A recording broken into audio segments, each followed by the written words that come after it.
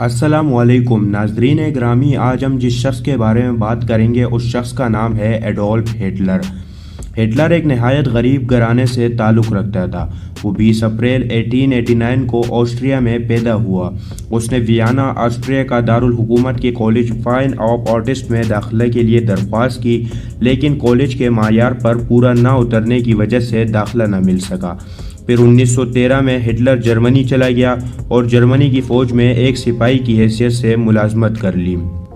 اس نے پہلی جنگ عظیم میں محض ایک سپاہی کی حیثیت سے ہی فرائض سر انجام دیے، کیونکہ اس کے افسران کے نزدیک ہٹلر میں قائدانہ صلاحیتوں کی کمی تھی، اس لیے مزید ترقی نہ کر سکا۔ 1919 میں ہٹلر نے جرمنی کی ورکر پارٹی جوائن کر لی۔ یہ پارٹی 1920 میں national social German workers party Nazi میں تبدیل ہو گئی۔ اپنی قابلیت کی بنا پر 1921 میں اس پارٹی کا چیئرمین منتخب ہو گیا۔ پھر آہستہ آہستہ یہ پارٹی مضبوط ہوتی گئی اور 1930 میں جرمن کی دوسری بڑی پارٹی بن گئی۔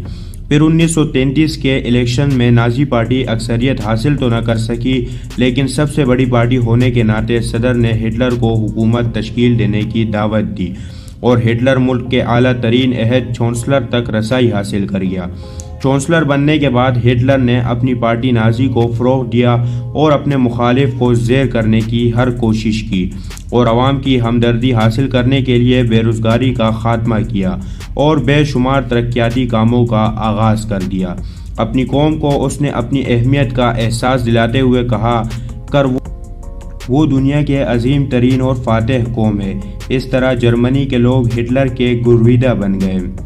1939 میں ہٹلر نے اپنے جارحانہ ہتھ کنڈے پولینڈ تک بڑھا دیے، جس کے نتیجے میں دوسری جنگ عظیم کی نوبت آئی۔ اگر تاریخ کی ورد کی جگہ تو معلوم ہوتا ہے کہ ہٹلر کو کوئی خطوط میں منفی نظروں سے دیکھا جاتا ہے، لیکن بعض دنیا کے تاریخ دان اسے ایک شاطر، قابل اور ذہین انسان گردانتے ہیں۔ اس کی شخصیت کو کرشمائی شخصیت بھی کہنا بجا ہے، کیونکہ وہ لاکھوں کے مجمع کے سامنے نہایت پر اثر تقریر کرنے کا ماہر تھا۔ الفاظ ہٹلر کے لیے کھلونا ثابت ہوتے تھے اور وہ انداز و بیان اتنا دلچسپ اور سحر انگیز ہوتا کہ تمام لوگ محصور ہو کر رہ جاتے تھے۔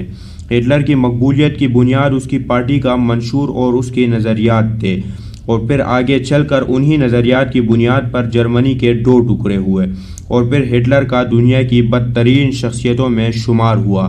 آج بھی جس طرح مسلمانوں میں یزید کا نام ایک لعنت اور گالی سمجھا جاتا ہے، مغربی اقوام میں ہٹلر کو بھی اسی طرح شدید نفرت کی نگاہ سے دیکھا جاتا ہے۔ جرمنی کی قوم آج بھی اپنے اجداد کی غلطی پر نادم ہے اور وہ اقوام عالم کے سامنے طلبگار معنی بنی ہوئی ہے۔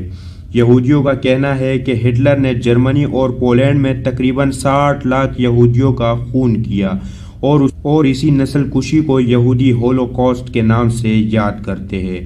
دوسری جنگ عظیم کے آخری دنوں میں 30 اپریل 1935 کو ہٹلر نے برلن میں اپنی جان بچانے کے لیے زیر زمین پناہ کی اور نئی نویلی دلہن ایوان براؤن کو شریک حیات بنایا، لیکن چند نامعلوم وجوہات کی بنا پر اس نے اپنی بیوی کے ساتھ 30 اپریل 1945 کو خودکشی کر لی۔